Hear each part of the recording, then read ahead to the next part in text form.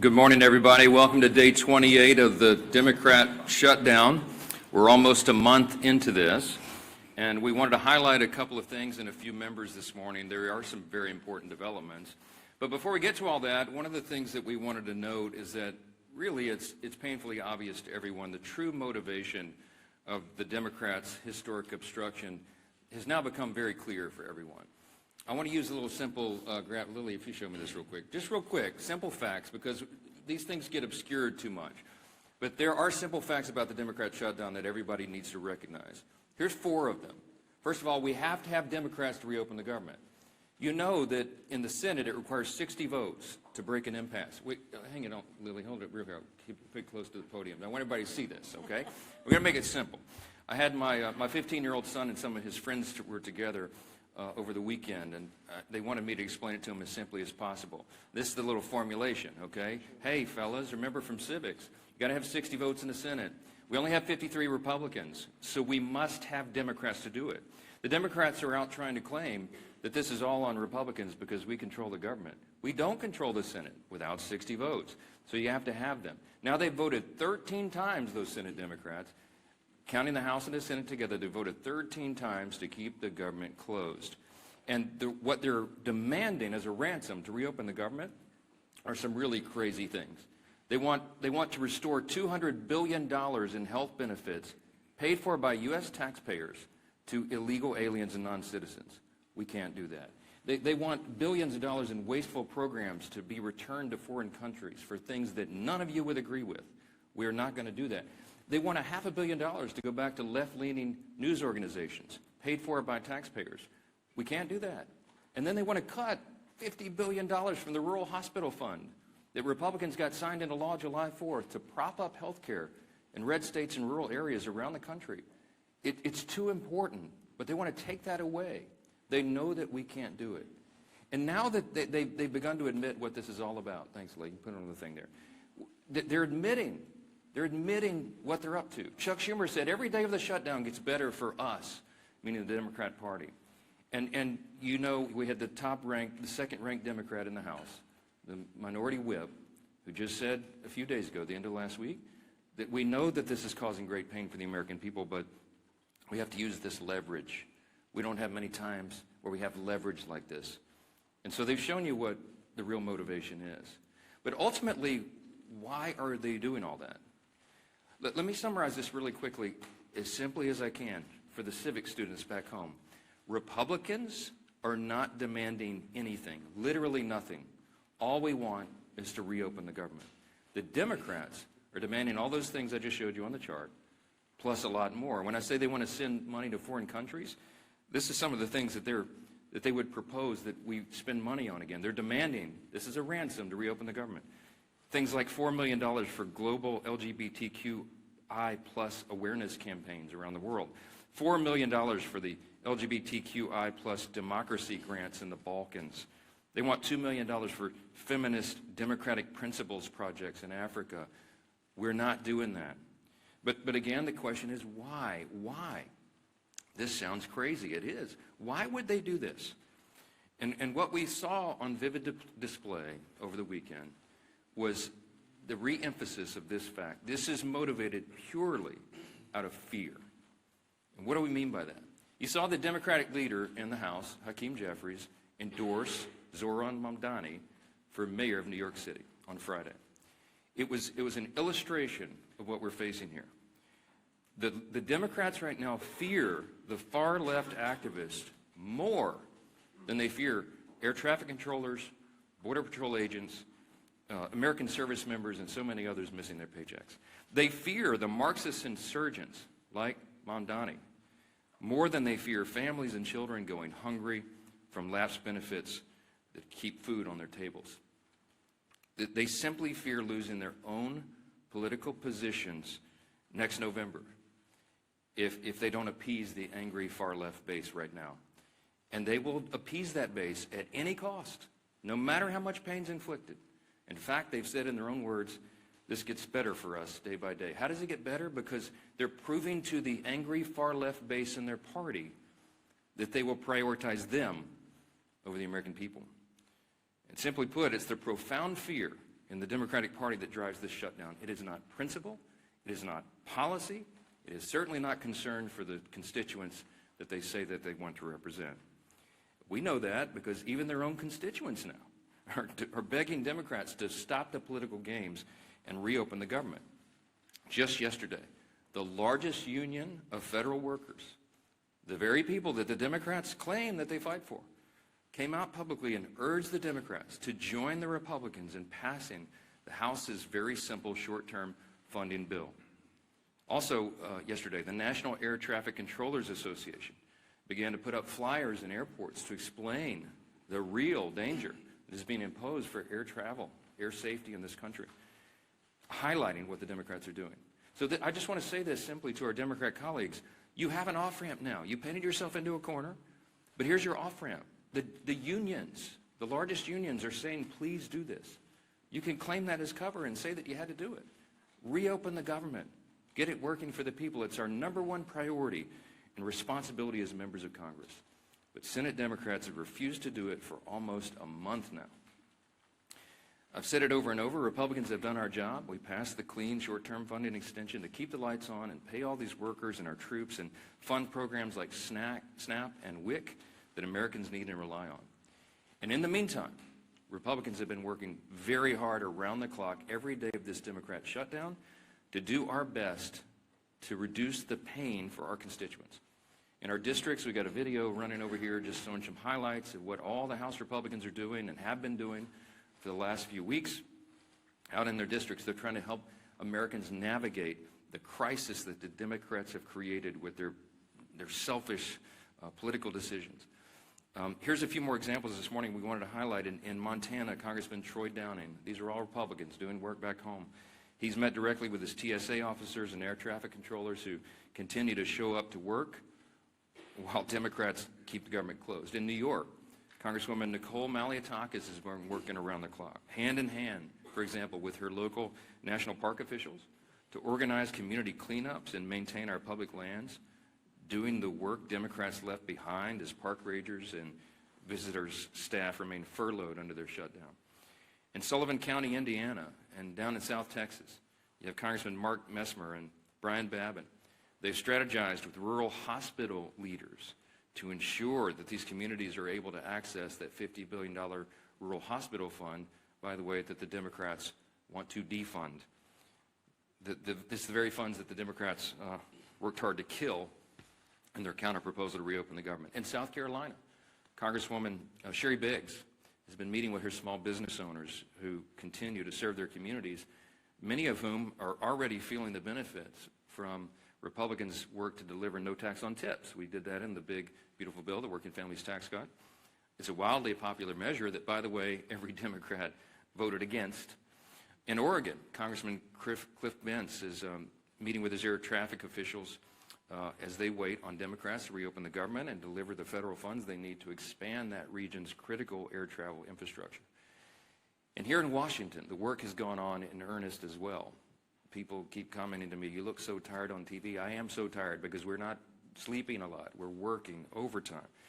Here in Washington, our House committees have continued to conference together and do all the work we can to ensure legislation is ready for the floor for action as soon as we get back to legislative session.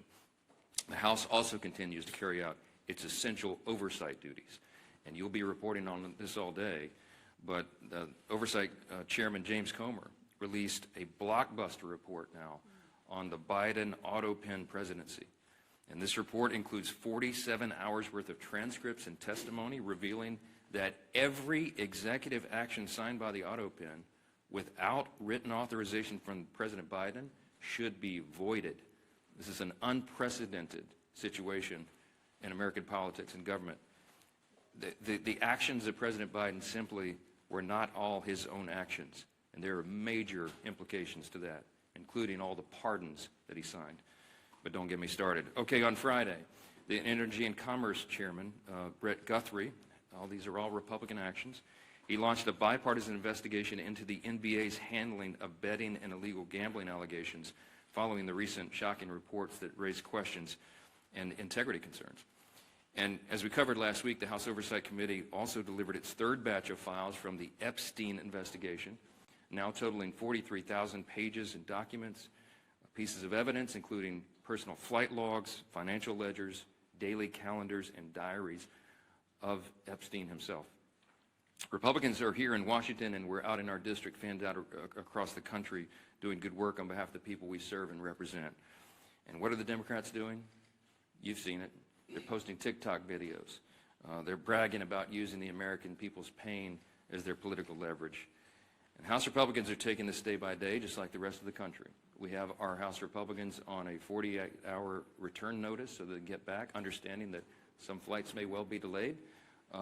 But to get everybody back here as soon as possible, as soon as the Democrats decide to do the right thing and reopen the government, we will get back to immediate and urgent and necessary business on the House floor itself.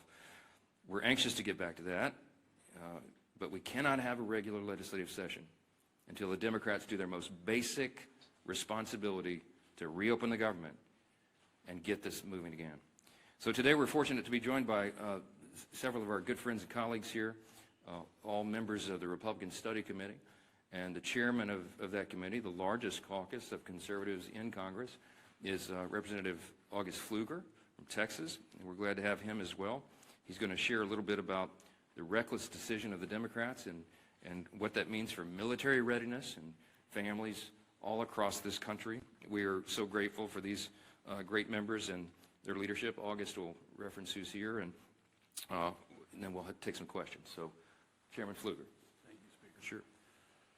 Speaker, you're doing a great job, and I think we all know that today's Democrat Party is not the party of JFK, who once famously said, "Ask not what your country can do for you, but what you can do for your country." Instead, today, Democrats under Schumer and Clark and Mondami are saying, "Ask not what you can do for your country, but who you can leverage for your radical agenda." Ask not what you can do for your country, but who you can leverage for your radical agenda. I'm August Pfluger. I'm chairman of the Republican Study Committee. We have some great members, including Burgess Owens, Stephanie Bice, Harriet Hageman, and Craig Goldman, who are with me. And, you know, it's really sad to think about what Catherine Clark said last week. She said, of course, there will be families that are going to suffer, but this is one of the few leverage times we have. My colleagues stand for families. The Republican Party stands for families because we believe, we know that our greatest asset in this country is the American family, that our country rests on the shoulders of families, that the Republican Party will always advocate for families, that we will look up for families, that we will legislate to prosper families. And instead, the family is only a point of leverage for our Democrat colleagues. How sad is that? You know, I'm thinking about military families right now. I'm thinking about that soldier who is deployed around the globe to keep our country safe, to push back against a threat. And I'm thinking about that phone call that soldier probably received this year, this month, in the last couple of days, asking whether or not they're going to get a paycheck, talking about the new baby at home, trying to figure out if they're going to be able to pay their rent or even buy some groceries or put gas in the car. I was there. I'm a veteran. I've been serving on active duty when shutdowns happened. This is a very stressful time for military families. And commanders right now, instead of being focused on the mission, instead of being focused on the threat, instead of being focused on the training and the exercises that keep our readiness and our lethality at the highest possible levels, now they're focusing all of their attention on making sure that their families of their subordinates, their soldiers and their airmen, their Marines, their sailors, are taken care of, that they actually have the resources. And we have members of the Republican Party who are in our communities right now convening groups of community leaders and banks, food banks, and other resources. Because Schumer has chosen not to pay them, now communities are having to take up with 0% interest bridge loans. Now communities are having to defer those mortgage payments and those car payments. So where the Democrat Party is failing, our communities are succeeding because they know that the right thing to do is to fund and help in this time of need. You know, the enemy has not shut down. Our enemies around the world want us to be divided. I'm calling on my colleagues on the other side of the aisle who served in the military to do the right thing. We were there. We were there when Joe Biden and Nancy Pelosi put CRs on the floor, and guess what? We did the right thing. Multiple times we did the right thing. Where are my Democrat colleagues who served in uniform to stand up and rise above petty politics, to do the right thing? Have you not gone home to your districts to hear from your military communities, from your federal workers? Have you not listened to your local communities telling you to stop the nonsense? No. You know what? They're not there. They're in New York City campaigning for Mondami. Maybe they've orchestrated this so that they had the time to go campaign for an outright socialist. Maybe this was orchestrated so they could go do that. No, this isn't the party of JFK anymore. This is the party of Schumer and Mondami, the party that bows to the radical left. I hope that everybody can see the split screen of what's happening in this country. The speaker has so eloquently talked about the fact that Republicans are doing our job to take care of families, that over 13 times the Senate Republicans have voted to fund our military, to fund TSA, to make sure our Border Patrol can get paid and all federal workers can get paid. And Democrats continue to obstruct. I hope you can see the dichotomy between the two sides here. And I'm calling on Democrat members, especially those who served in the military, to do the right thing and to stop the nonsense. With that, I hand it over to my good friend, our leader, Mr. Steve Scalise. Thank you, Chairman Pfluger. Thank you for your service to our country, especially to all those men and women who are currently serving our nation, whether it be in the military, federal employees that are still working, showing up on their job, but because of Chuck Schumer and Democrats who have bowed to the socialist radicals in their party, those federal workers are not getting paid. We've talked up here for weeks now about some of those hardships, how it's going to affect people, and ultimately now how it is affecting people. Those impacts are now being felt. It's not hypothetical anymore. It's not some memo from a department laying out what might happen. We're starting to hear those stories. You can see, and our conference chair, Lisa McClain, has done a really good job of compiling a lot of the work that's being done by many of our colleagues. One of the reasons we're not meeting in session is because the Democrats shut down the government, but also because of that shutdown, our members are now busy in their districts mopping up a lot of the mess created by those Democrats because of the shutdown, the hardships it's created on families. And those are real hardships, and I applaud my colleagues who are in their districts trying to figure out ways to help people during this difficult time, working with food banks to get food to people who are missing SNAP benefits, WIC payments, military members who are not getting paid, but they're overseas, as Chairman Pfluger talked about. While their family's still here, those babies still have needs, and yet the paycheck's not coming in. Those bills are still due. And Democrats think this is some kind of game. Speakers talked about this over and over again, but what has their reaction been? Not figuring out a solution to get out of it, an off-ramp. It's doing stupid TikTok videos, making fun of this situation, thinking that the American people are leverage in their game to get some kind of unachievable goal, $1.5 trillion in new spending, $200 billion in taxpayer benefits for illegals, gutting $50 billion out of a health care fund for rural hospitals. And again, they try to claim it's about something else. Maybe it's about health care. Well, if it was about health care, they wouldn't be gutting $50 billion out of the rural health care fund. They wouldn't have fought, by the way, on the Senate floor months ago to remove a provision, the cost-sharing ratios, that would have lowered premiums on families by 11%. It was in our bill. We voted for it, passed out of the House Democrats are still to this day bragging that they removed that provision from the bill that would have lowered premiums, health insurance premiums on families by 11%. And they want to talk about health care? Give me a break. Look at what they've done. They've wrecked the health care system. They fought to raise premiums on families. Democrats have over and over again, and now they're imposing real pain on American families with this shutdown. We've got some new numbers that have come in, and these are not good numbers, unfortunately. Reuters reported more than 2,700 flight delayed nationwide on Monday, and more than 8,600 flight delays just Sunday. 8,600 flight delays. Think of how many families were impacted. Every flight, well over 100 people on each one of those 8,600 flights that were delayed, all because Chuck Schumer and radical Democrats want to use American people as leverage. A Democrat aide said they won't concede short of, quote, planes falling out of the sky.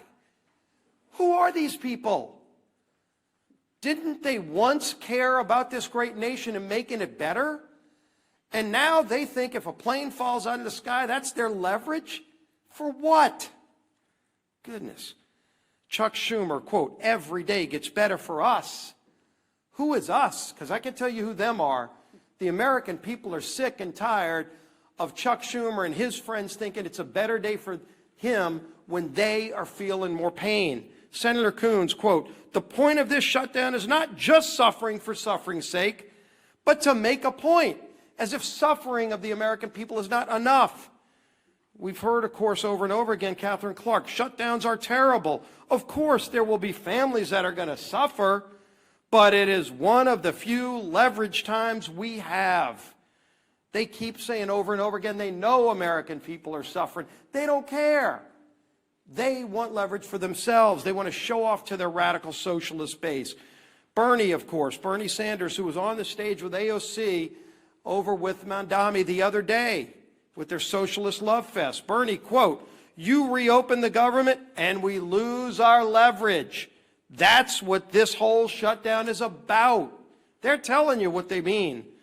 Democrats sourced in the Hill article last week that we talked about, quote, we would have enough votes to reopen the government if people were not terrified of getting the guillotine. This is Democrats being afraid of their own base because their base is so radical that they're afraid of their base. The American Federation of Government Employees, we talked about this yesterday, came out and said, quote, it's time to pass a clean continuing resolution and end this shutdown today. No half measures and no gamesmanship. Rep. Amelia Sykes said, quote, we know that people are going to suffer if we don't open the government. People will go hungry. Well, she knows it. She's causing that hunger, but let's put a point on this. In an ABC article regarding the 42 million Americans that are going to lose SNAP benefits next week, Joel Berg, who's the CEO of the nonprofit Hunger Free America, said this, quote, we are going to see the greatest hunger crisis since the Great Depression. And that's not hyperbole, that's just true. The greatest hunger crisis since the Great Depression, when 42 million people lose their SNAP benefits this weekend. What are these Democrats waiting for? This is not a game. This is not leverage. They're taking food off the table for families, for babies. It's disgusting. It's time to end the madness. They can go on the Senate floor today. Just 5 of them need to get courage. Just 5 of them need to get the courage to do the right thing and open the government today and end this pain and end the suffering that they've caused. Then we can go negotiate our differences. Yield to the whip. Tom Emmer.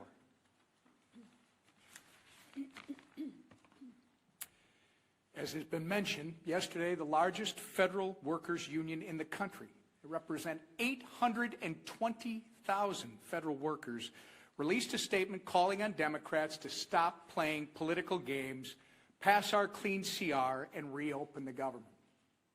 What was Chuck Schumer's response? Silence.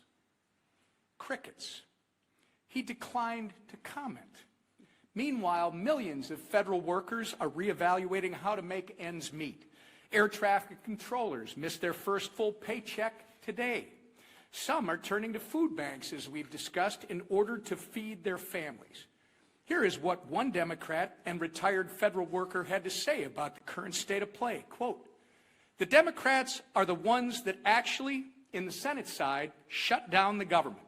So they have to get together and stop holding Americans hostage. We're about to have people without food, and that's ridiculous. It's not worth it." Remember, that's coming from a Democrat and retired federal worker. Since Chuck Schumer and company won't listen to us, maybe they'll start listening to members of their own party. Enough is enough. You're playing politics with people's lives. And as Leader Scalise and the Speaker have reminded us, for what? So that you can appease the radical pro-terrorist wing of your party. So that you can fundraise off of picking a fight with President Trump. It's not worth it. In fact, it's despicable and downright wrong. There's a nonpartisan government funding bill waiting in the Senate to be sent to President Trump's desk immediately. It will come to the floor for a vote for the 13th time this morning. Put an end to the madness. Do the right and reasonable thing that you did back in March, by the way, and vote yes on our clean CR. Instead of complaining about a new White House ballroom, how about you try doing your actual job and reopen the government for the people you were elected to serve? Our conference chair. Thank you and good morning, everyone. And I first want to extend a thank you to the RSC chair and the members of the RSC who are here today. And thank you for all the work that you've been doing in the district. I know we appreciate it, and more importantly, I know your constituents appreciate it. I know I've been standing at this podium with Speaker Johnson and House leadership for weeks now. And every time we have said the same thing. Republicans voted to keep the government open. Democrats voted to shut it down. Period. It is that simple. This week, more than any other week, the consequences become impossible to ignore. As of yesterday, more than 10,000 flights have been delayed because of staffing shortages.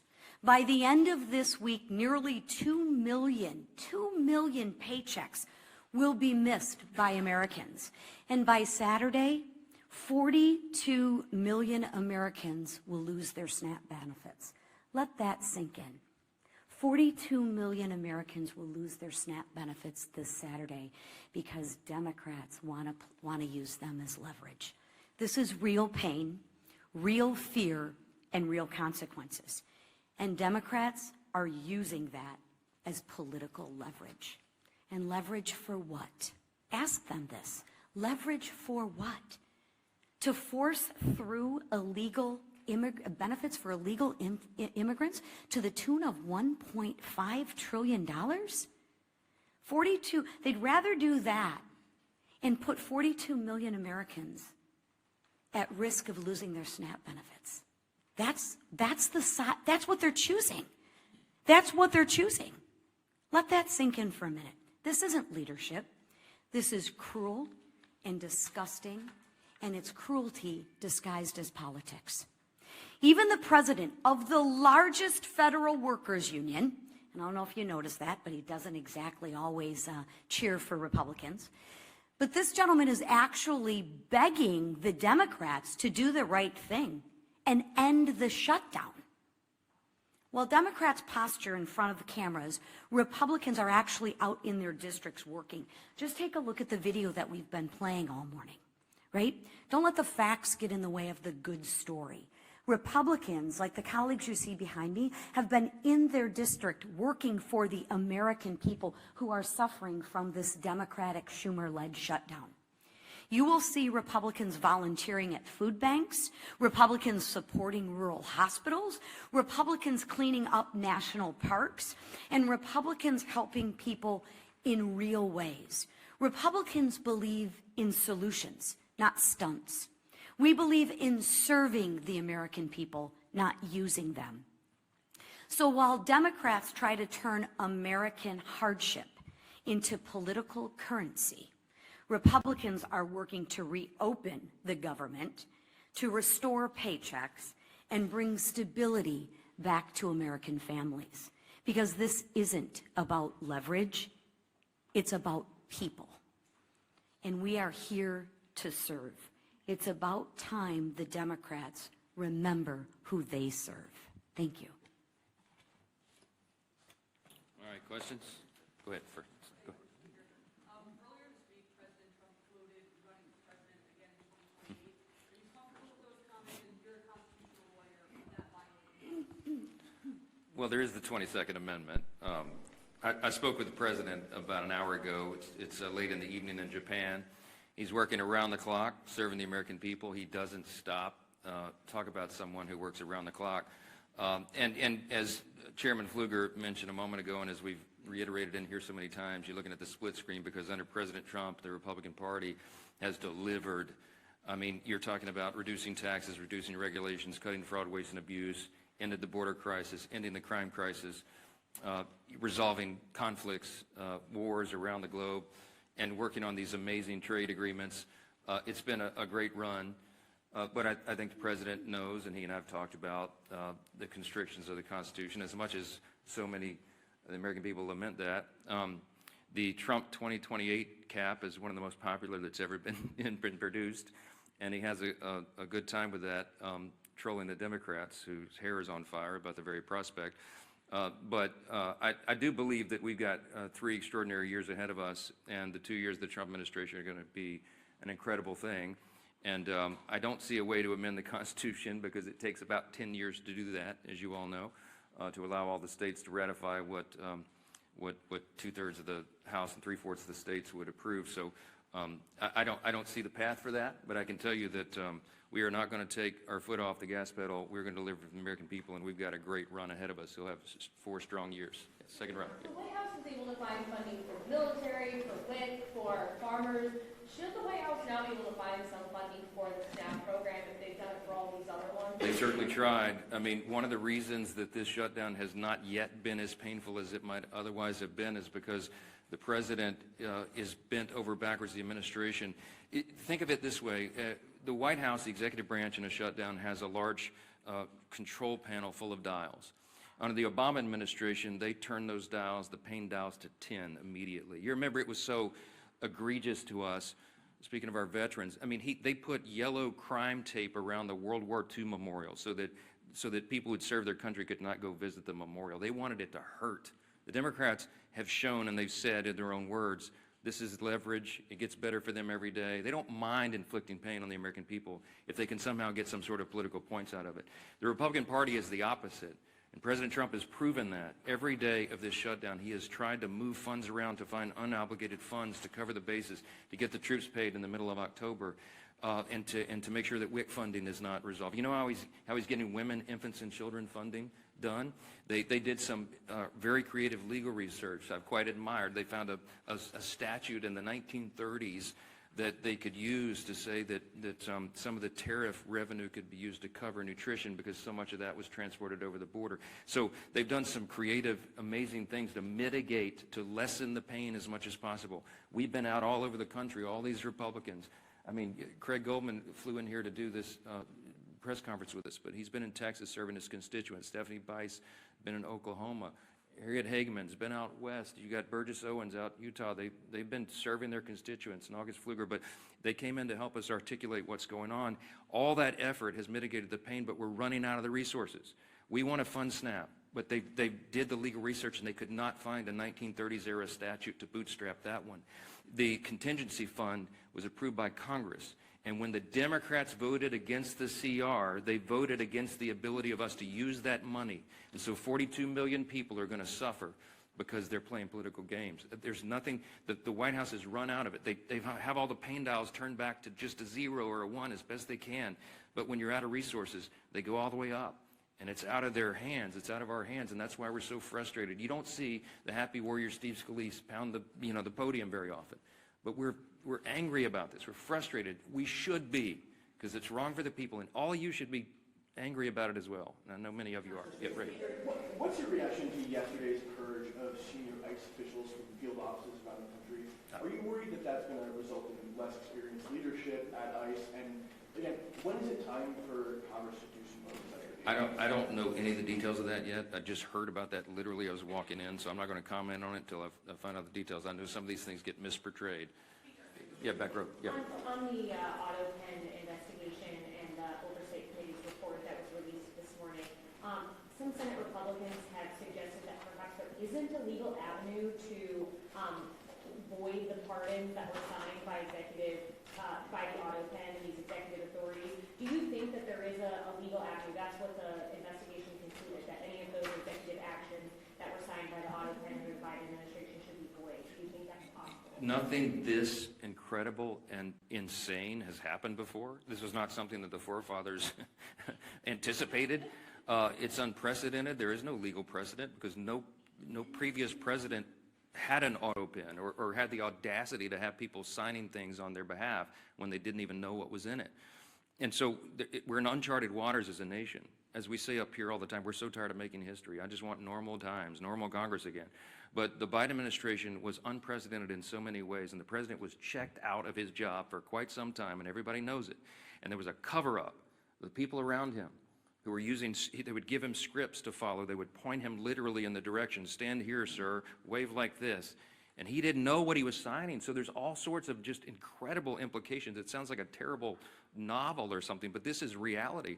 And so the pardons, for example, he pardoned categories of violent criminals and turned them loose on the streets. And he didn't even know what the categories were, apparently, much less the individual people that he pardoned.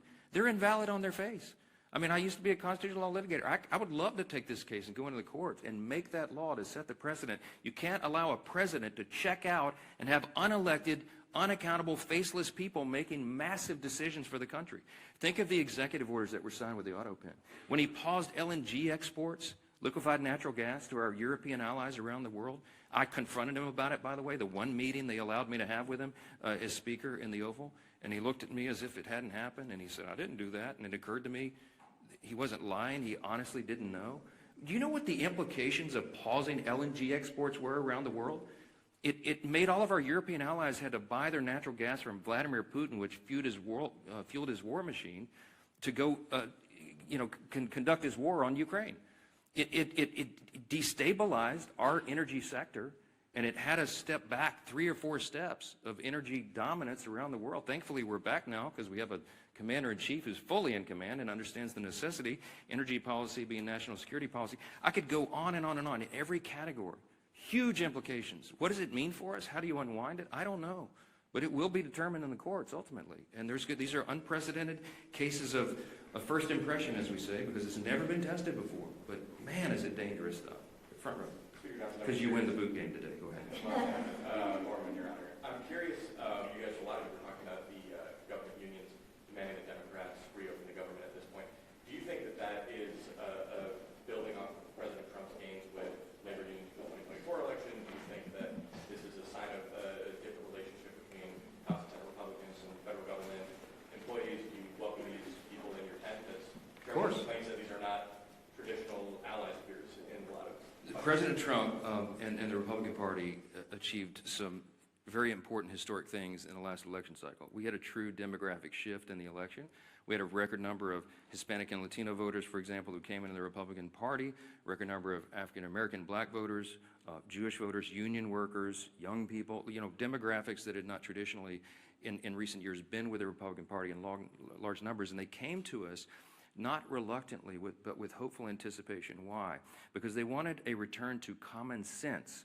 And they saw what the other party had done to them with their terrible policies and their terrible ideas and the radical, woke, Marxist, progressive agenda, and they realized it didn't work for them. So they came to us and they said, can you do better? Well, we did. We have. And we passed the one big, beautiful bill, the Working Families Tax Cut, and all of our legislation and everything the president's done with executive orders, fulfilling his promises, are codifying those things and doing the rest of our legislative agenda, which is being held up right now because of this. We're delivering for those people. So it is not a surprise to me that union workers would come enthusiastically supporting common sense. What we're asking for here is common sense. They're supporting the party. They're supporting the president because they know who's working for the American people and who is not, who is causing and inflicting pain on the American people.